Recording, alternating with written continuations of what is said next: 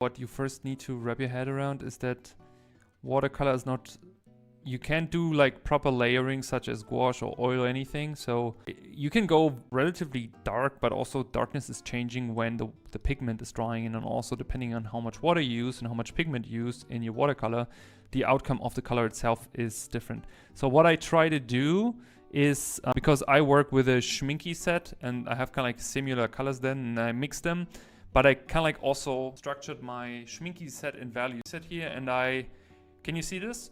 This is in values, basically. I separate it in warm and cool, and then also from bright to dark, right? So all the darker values are on the left and the brighter one are on the right. Any tone, its half tone is next to it, so to speak.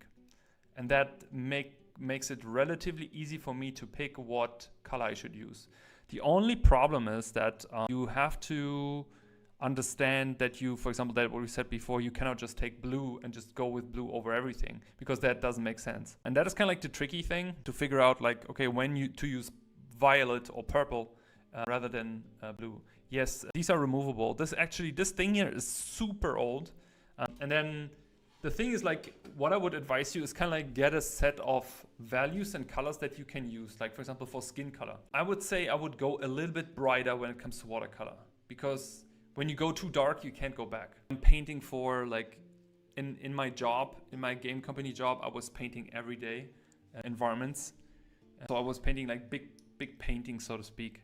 And I painted like tons of different materials, tons of different things every day, digital. So I kind of like have a repertoire in my head, and I'm also teaching it. So it's kind of like this mix of knowing what works, what not works. But when it comes to watercolor, it's more of like controlling and figuring out what it is that you want.